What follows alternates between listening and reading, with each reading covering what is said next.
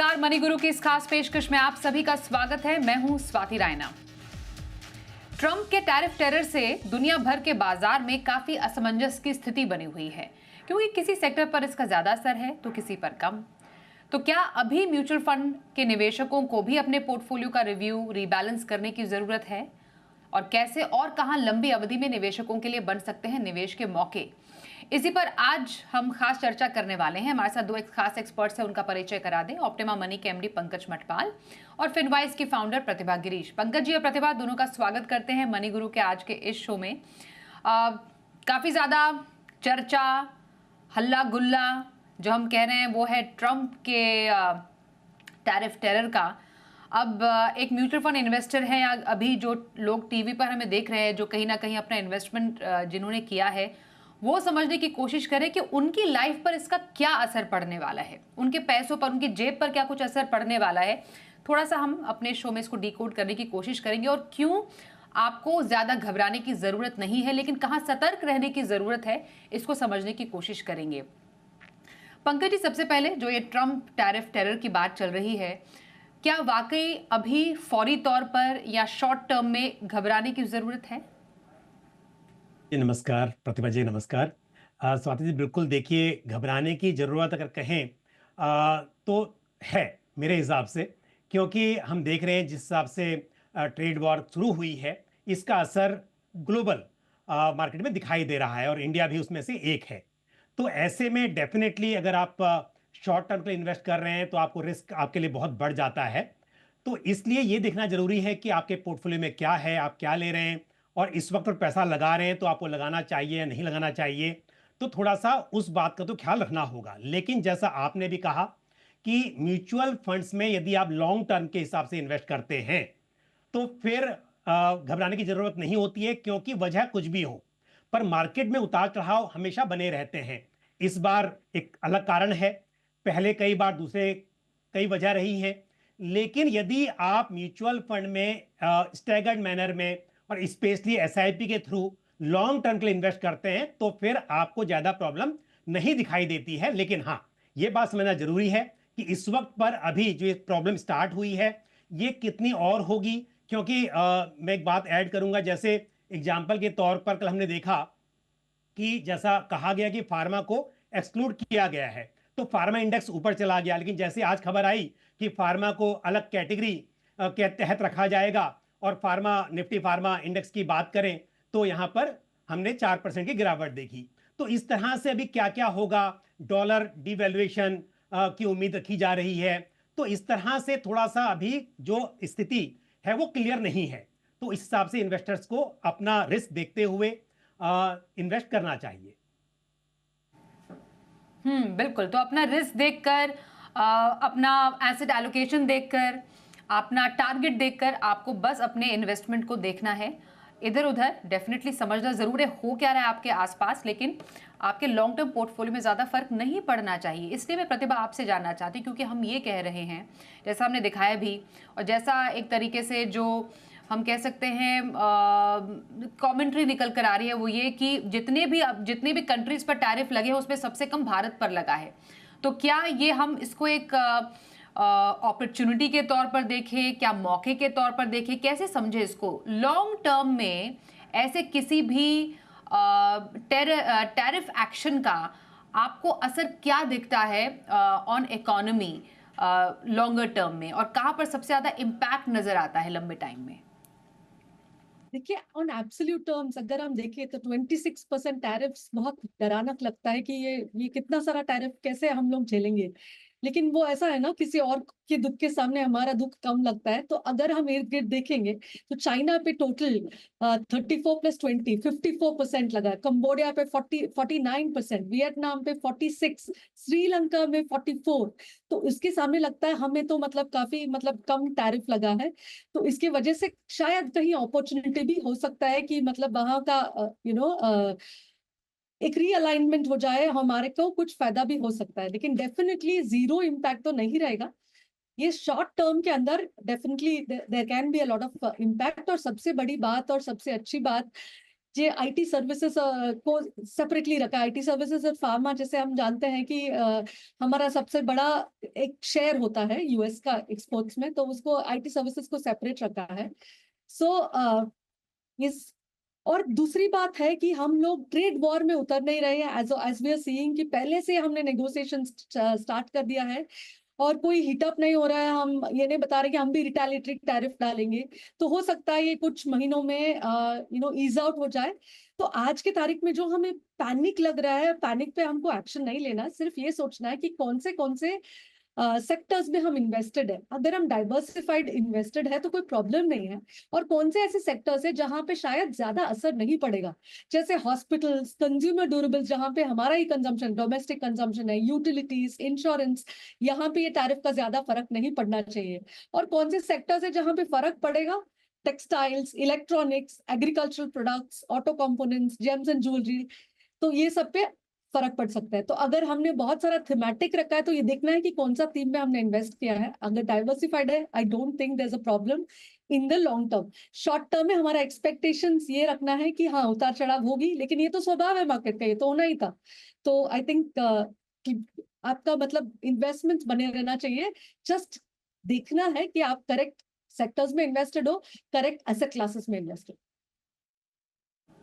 बिल्कुल। और जो एक स्मार्ट इन्वेस्टर होता है वो यही समझता है कि कोई भी अगर इवेंट हो रहा है, ग्लोबल इवेंट हो रहा है, उसमें कहाँ पर उनके लिए मौके निकल कर आते हैं। अगर ये अभी एक टैरिफ एपिसोड भी चल रहा है अभी पूरी दुनिया में, तो क्या कहीं पर कुछ शाइनिंग स्पॉट्स हैं जिनको एक्सप्लोर करने की ज़रूरत है।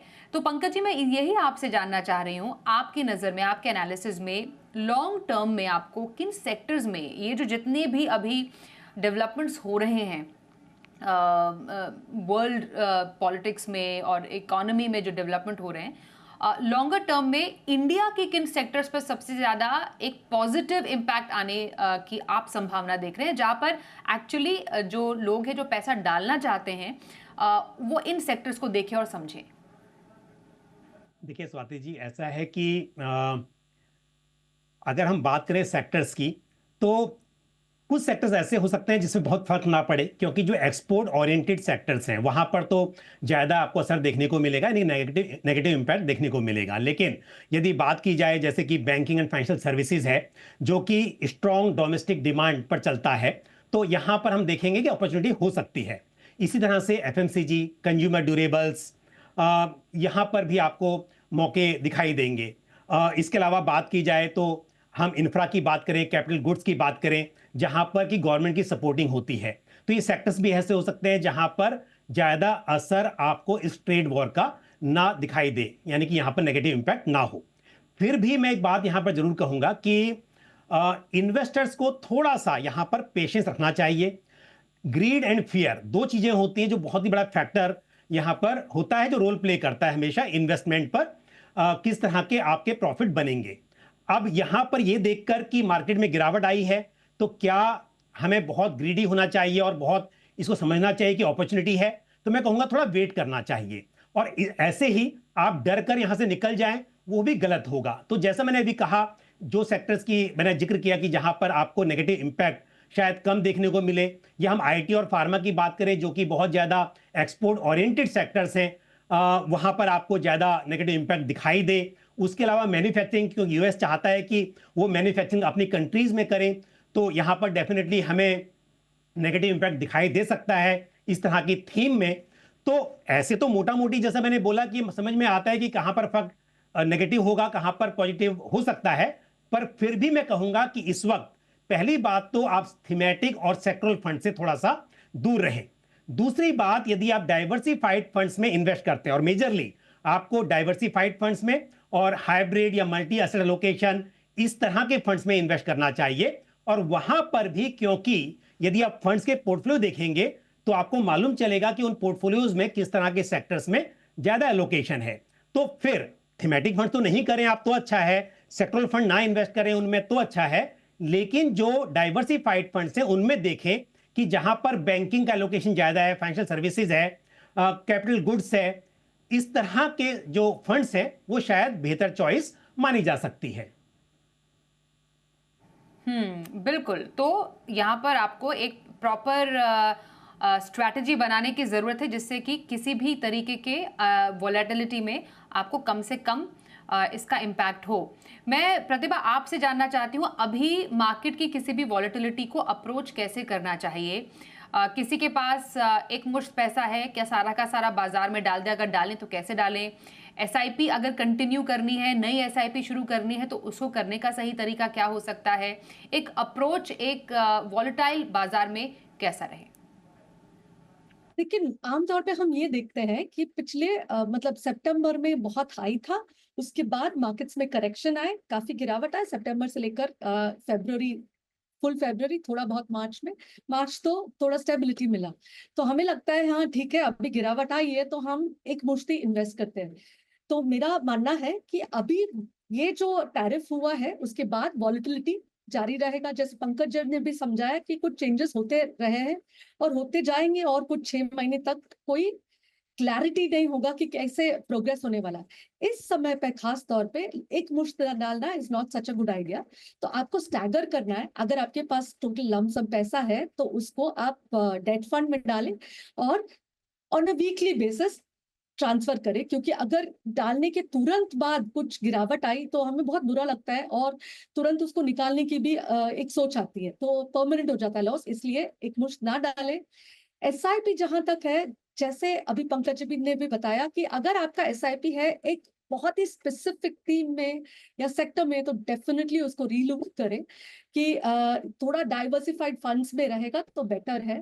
और आप और हम सिलेक्ट करने से अच्छा फंड मैनेजर को अच्छी तरह से अगर हम रिसर्च करके चुनेंगे तो उन पे छोड़ेंगे तो उनके लिए फ्लेक्सिबिलिटी भी होता है, और अगर कुछ खरीदते हैं बेचते हैं उनके लिए टैक्स भी नहीं लगता। इसलिए mutual fund is such a good product. तो अच्छे फंड मैनेजर चुने, अच्छे फंड चुने और उसमें एसआईपी करते रहे। अगर आपका फ्लेक्सी कैप जैसे फंड्स है और लार्ज कैप जैसे फंड्स है, अच्छे फंड्स है, तो उसमें एसआईपी डेफिनेटली नहीं रुकना चाहिए। आज के तारीख में अगर आप इन्वेस्ट कर रहे हो तो it may make better sense कि आप लार्ज कैप, फ्लेक्सी कैप ऐसे फंड्स में इन्वेस्ट करें, ना कि मिड और स्मॉल कैप में, क्योंकि हो सकता है ये सब उतार चढ़ाव का कुछ प्रॉब्लम दिखाई दे सकता है। और और जो आपका इक्विटी इन्वेस्टमेंट्स है वो कम से कम 5 साल के लिए है। 4-5 साल के कम का पैसा इक्विटी में ना डालें, क्योंकि हमें नहीं पता कि कितना उतार चढ़ाव है। और जो कम समय अवधि का है, 3 इयर्स का, 2-3 इयर्स का पैसा है, तो उसको हाइब्रिड फंड्स में डालें, मल्टी एसेट फंड्स में डालें। और 1-2 इयर्स का जो पैसा है वो डेफिनेटली डेट फंड्स में डालना चाहिए। तो ये अगर फॉलो करेंगे तो आई डोंट थिंक कि बहुत सारा नेगेटिव इम्पैक्ट होगा अपने फंड्स पे। It will be a smooth ride. बिल्कुल। तो ऐसे किसी भी बाजार की वॉलेटिलिटी में आपको एक बहुत ही स्ट्रक्चर्ड अप्रोच रखने की ज़रूरत है। एक मुश्त पैसा डालना ही है तो एसटीपी के जरिए पैसे डालिए, एसआईपी जारी रखिए और कम से कम 4 से 5 साल तक तो बाजार में रहिए, जिससे कि बाजार के 1-2 साइकिल आप एक्सपीरियंस कर पाएं, बाजार के उतार चढ़ाव को आप देख पाएं अपने पोर्टफोलियो में और रिटर्न कमा पाएं। एक छोटे से ब्रेक के लिए रुकते हैं। ब्रेक के बाद जरा समझेंगे क्या पोर्टफोलियो को अभी रीबैलेंस या रिव्यू करना है ज़रूरी, और दोनों ही एक्सपर्ट से उनके पसंदीदा फंड्स भी जानेंगे। बने रहिए हमारे साथ।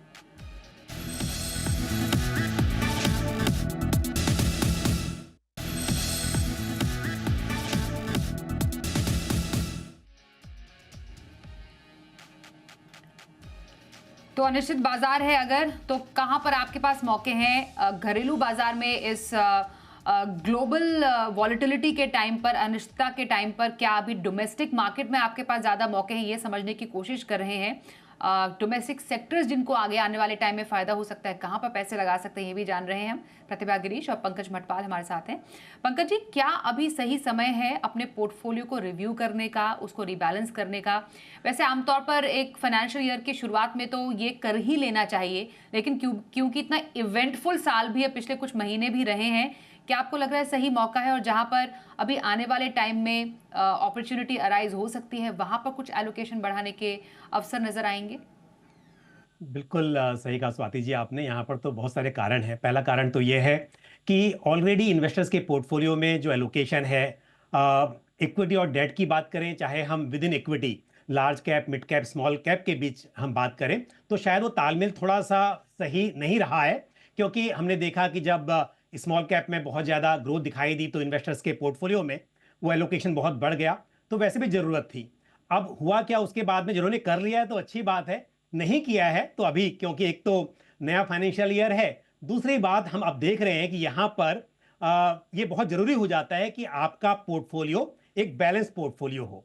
अगर हम आज की बात करें, देखिए जहां निफ्टी 50 में हमने करीब 1.5% की गिरावट देखी, वहीं स्मॉल कैप में करीब करीब 2.5% की गिरावट देखी।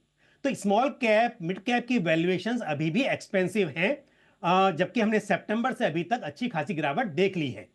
तो ऐसे में यदि आपके पोर्टफोलियो में स्मॉल कैप मिड कैप ज़्यादा है तो आपको डेफिनेटली थोड़ा सा ट्रिम करना चाहिए वो एलोकेशन। दूसरा, अगर आपके पोर्टफोलियो में मैन्युफैक्चरिंग थीम ज़्यादा है, इस तरह के फंड्स ज़्यादा हैं, वो कम करना चाहिए। दूसरी बात मैंने जैसे जिक्र किया कि आईटी सेक्टर, फार्मा सेक्टर, उसके अलावा मेटल्स, ये सब अगर बहुत ज़्यादा इस तरह के फंड्स जिनका एलोकेशन इस तरह के सेक्टर्स में हो, आईटी सेक्टर में हो, या फिर आपके पास तरह के सेक्टरल थीमेटिक फंड्स हो, तो उन्हें भी कम किया जा सकता है। तो आपको प्रॉपर एसेट एलोकेशन इक्विटी और डेट और गोल्ड के बीच में वो सही रखना है। और दूसरा, विद इन इक्विटी जो सेक्टर्स के बीच में एलोकेशन है उसको भी ठीक करने की जरूरत है। लेकिन जैसा प्रतिभा जी अभी बता रही थी कुछ देर पहले कि अपने इन्वेस्टमेंट होराइजन के हिसाब से आपको डिसाइड करना चाहिए कि कितना एलोकेशन इक्विटी में करना है, कितना आपको हाइब्रिड में करना है। और यदि आपके शॉर्ट टर्म इन्वेस्टमेंट है तो डेफिनेटली आप इक्विटी से इस वक्त पर खास तौर पर दूर रहेंगे तो बेहतर रहेगा। और लॉन्ग टर्म में इन्वेस्ट कर रहे हैं तो कम से कम एसआईपी को बंद तो आपको नहीं करना है, भले ही लमसम नया ना करें इस वक्त पर एसआईपी जारी रखें, उसे आप बढ़ा भी देंगे तो भी बेहतर है। तो इन बातों का ध्यान रखते हुए आपको एलोकेशन में थोड़े बदलाव करना चाहिए। बिल्कुल। और प्रतिभा, जैसा कि जिक्र हो भी रहा है अभी, जैसे इक्विटी बाजार में काफ़ी वॉलेटिलिटी है। अगर हम फिक्स्ड इनकम की बात करें, हम शायद एक और रेट कट की ओर आगे बढ़ रहे हैं। यहाँ पर आपको लग रहा है कि कुछ अपॉर्चुनिटी अराइज हो रही है फिक्स्ड इनकम में भी, तो इक्विटी के साथ साथ क्या फिक्स्ड इनकम में कुछ आपको अपॉर्चुनिटी नजर आ रही है और कहाँ? जैसे हाल ही में हमने देखा कि इक्विटी का बहुत अच्छा रन रहा है। तो ये पिछले 2 साल 3 साल में किसी को भी अगर हम बताते हैं फिक्स्ड इनकम में इन्वेस्ट करते हैं तो वो बहुत निराश हो जाते हैं, बोलते रहने दो, हमारा तो लॉन्ग टर्म है, हम सिर्फ इक्विटी में इन्वेस्ट करेंगे। हमारा ये मानना है कि लॉन्ग टर्म में भी थोड़ा बहुत डेट का एलोकेशन होता है, तो आपको एसेट एलोकेशन मान के चलना है। और at this point of time long term yields बहुत अट्रैक्टिव लग रहा है। टैरिफ की वजह से जो अनसर्टनिटी है, तो अनसर्टनिटी की वजह से लोग सेफ एसेट्स जैसे कि फिक्स्ड इनकम ढूंढते हैं। तो फिक्स्ड इनकम को नजरअंदाज ना करें शॉर्ट टर्म के लिए, तो definitely only fixed income. Medium और लॉन्ग टर्म में भी, मीडियम टर्म में हम हाइब्रिड लेते हैं तो फिक्स्ड इनकम आ ही जाता है उसमें, लेकिन लॉन्ग टर्म में भी एक फिक्स्ड इनकम का पोर्टफोलियो रहना बहुत जरूरी है। और मैक्रो इकोनॉमिक फैक्टर्स भी काफी स्टेबल है, जैसे आपने बताया रेट कट का भी तो हो सकता है, अभी अकोमोडेटिव स्टांस है आरबीआई का। तो फिक्स्ड इनकम में अच्छे रिटर्न्स बनाने का और स्टेबल रिटर्न्स बनाने का एक ये अच्छा टाइम पीरियड है। और फिक्स्ड इनकम को डेफिनेटली इंक्लूड करना चाहिए अपने पोर्टफोलियो में। एक एसेट एलोकेशन तय करें, गोल्ड कितना होना चाहिए, फिक्स्ड इनकम कितना होना चाहिए और इक्विटी कितना होना चाहिए। अगर वो बहुत ज्यादा इक्विटी की तरफ है तो इट्स अ गुड टाइम कि आप एसेट एलोकेशन को चेंज करें और फिक्स्ड इनकम को नए नजरिया से देखें कि over the next 1-2 years fixed income is in a very good space. Okay.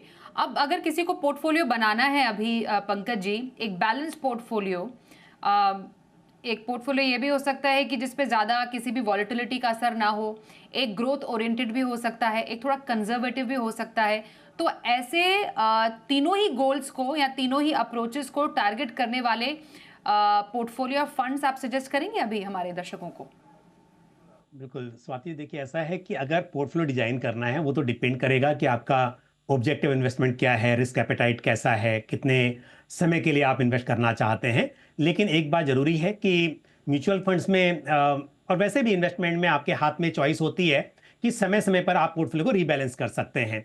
तो मैं ये बात कहूंगा कि यदि आपका लॉन्ग टर्म इन्वेस्टमेंट होराइजन भी है तो भी ऐसा नहीं कि आपको इक्विटी में ही एक्सपोजर रखना है, क्योंकि अक्सर निवेशक यही समझते हैं कि इक्विटी में लॉन्ग टर्म रिटर्न अच्छे मिलते हैं, इसके लिए अपना अगर होराइजन लॉन्ग टर्म है तो इन्वेस्टमेंट उसी में होना चाहिए। लेकिन अगर आपने पूरा इन्वेस्टमेंट इक्विटी में भी कर दिया और मार्केट यहां से गिर गया तो पहले आपको लॉस रिकवर करना पड़ेगा और फिर उसके बाद में आप प्रॉफिट की तरफ बढ़ेंगे। तो इससे अच्छा है कि आप इस वक्त पर अपना जो एलोकेशन है वो डाइवर्सिफाइड फंड्स के साथ साथ जो मल्टी एसेट एलोकेशन फंड्स हैं उस तरह के फंड्स में करें। तो अगर मैं बात कहूंगा कि अगर आप खुद का पोर्टफोलियो बना रहे हैं, उसमें आप एक large cap oriented fund, not necessary कि आप लार्ज कैप फंड ही रख रहे हैं, लेकिन जैसे कि ICICI prudential value discovery fund है, वैल्यू स्टाइल फंड है, लेकिन एलोकेशन इसका मेजरली लार्ज कैप में ही है। ऐसे ही एचडीएफसी फ्लेक्सी कैप फंड, इस फंड को आप शामिल कर सकते हैं। तो आपका इक्विटी में एलोकेशन हो जाता है और लार्ज कैप ओरिएंटेड रहता है। उसके साथ साथ आप अलग से डेट में फंड्स जोड़ सकते हैं। और डेट में मैं कहूंगा इस वक्त, क्योंकि हम एक्सपेक्ट कर रहे हैं कि रेट कट आगे भी हो सकता है, तो ऐसे में शॉर्ट ड्यूरेशन और डायनेमिक बॉन्ड फंड्स मेरे हिसाब से सुटेबल माने जा सकते हैं। तो उसमें आप जैसे मेरे asset short term short duration fund है और साथ में आदित्य बिरला सन लाइफ डायनेमिक बॉन्ड फंड है, इस तरह के फंड को जोड़ सकते हैं। और उसके अलावा बात करें गोल्ड की, तो गोल्ड ईटीएफ और गोल्ड सेविंग्स फंड्स आपके पोर्टफोलियो में रह सकते हैं। फंड्स का अगर मैं नाम बताऊं यहां पर, तो ICICI prudential regular gold savings fund और साथ ही इन्वेस्को इंडिया गोल्ड ईटीएफ, इन्हें आप कंसिडर कर सकते हैं। तो इस तरह से पोर्टफोलियो बनाया जा सकता है। पर स्वाति जी, अगर कोई इन्वेस्टर छोटे अमाउंट से शुरुआत करना चाह रहा हो तो हमारे पास ऐसी चॉइस भी होती है, यानी कि हाइब्रिड फंड जहां इक्विटी और डेट में इन्वेस्ट किया जा सकता है, या फिर आप एक ही फंड्स के जरिए इक्विटी, गोल्ड और डेट तीनों में एलोकेट कर सकते हैं। तो यदि मैं इस तरह के फंड की बात करूं तो एक मुझे मल्टी एसेट एलोकेशन कैटेगरी में White Oak Capital multi asset allocation fund ये अच्छा लगता है। इसकी खास वजह यह भी है कि इसका जो एलोकेशन है इक्विटी में वो 40% to 60% के बीच रहेगा, ऐसा मैंडेट है। जबकि बहुत सारे मल्टी एसेट एलोकेशन में 65% से अधिक का एलोकेशन रहता है। तो इस वक्त पर इस तरह का फंड स्टेबिलिटी प्रोवाइड कर सकता है। साथ ही एक Nippon India asset allocator fund of fund, ये अच्छी चॉइस है जो आपको मल्टी पल एसेट्स में एलोकेशन प्रोवाइड कर सकता है। तो इस तरह के फंड से आप अपना पोर्टफोलियो बना सकते हैं। आप डिसाइड कर सकते हैं कि आपके लिए अलग अलग एसेट क्लास में अलग अलग फंड रखना सही होगा, या फिर एक फंड के जरिए आप मल्टीपल एसेट क्लासेस का बेनिफिट उठाना चाहते हैं। बिल्कुल, तो एक बेहद ही डाइवर्सिफाइड और बैलेंस पोर्टफोलियो के तमाम एग्जाम्पल्स पंकज जी आपने दिए हमें अलग अलग फंड्स के जरिए, स्कीम्स के जरिए। मैं प्रतिभा आपसे जानना चाहती हूँ, आप जो एक पोर्टफोलियो अभी कंस्ट्रक्ट करेंगी या सजेस्ट करेंगी किसी भी इन्वेस्टर के लिए, तो उसमें किस तरीके के फंड्स होंगे? आपका जो फोकस रहेगा एट दिस पॉइंट किस अप्रोच की तरफ रहेगा? अगर कोई फर्स्ट टाइम है और शॉर्ट टर्म के लिए इन्वेस्ट कर रहा है तो उनको फिक्स्ड इनकम जैसे ICICI prudential corporate bond fund में एंटर कर सकते हैं। और मैं मानती हूँ कि गोल्ड का बहुत अच्छा रन रहा है, gold is a very good asset class. लेकिन मुझे लगता है कि मल्टी एसेट फंड जैसे फंड के थ्रू अगर हम इन्वेस्ट करेंगे तो गोल्ड थोड़ा थोड़ा इक्विटी और थोड़ा डेट भी मिल जाएगा। तो White Oak multi asset fund is a very good fund, उसमें देंगे। तो जैसे जैसे रिस्क बढ़ता है, रिस्क एपेटाइट है उनका, वैसे हम प्रोग्रेस करेंगे डेट से थोड़ा मल्टी एसेट। और फिर भी अगर कोई 3 साल के लिए कर रहा है तो हाइब्रिड फंड्स जैसे कि आईसीआईसीआई प्रूडेंशियल बैलेंस एडवांटेज और ईडलवाइज बैलेंस एडवांटेज। और इक्विटी में जब कर रहे हैं तो इक्विटी में flexi cap category is in a good space कि वो फंड मैनेजर के साथ फ्लेक्सिबिलिटी भी होता है कि कहाँ पे डालना है, कौन सा मार्केट कैप में। तो इन्वेस्को कॉन्ट्रा फंड और पीपीएफएस फ्लेक्सी कैप फंड, ये फंड्स अच्छे लगते हैं। अपने रिस्क एपेटाइट के हिसाब से आप चुनेंगे ये फंड के मिक्स से। बिल्कुल। तो ये रही आपके लिए एक बैलेंस्ड पोर्टफोलियो बनाने की पूरी लिस्ट प्रतिभा की तरफ से। मैं धन्यवाद करना चाहूंगी अपने दोनों ही एक्सपर्ट्स का हमारे साथ इस कार्यक्रम में शामिल होने के लिए। Pankaj ji, thank you so much. प्रतिभा, आपका भी धन्यवाद हमारे साथ मनी गुरु में चर्चा करने के लिए। एक छोटी सी ब्रेक का भी वक्त हो गया है, पर आगे भी खबरें जारी रहेंगी। देखते रहिए जी बिजनेस।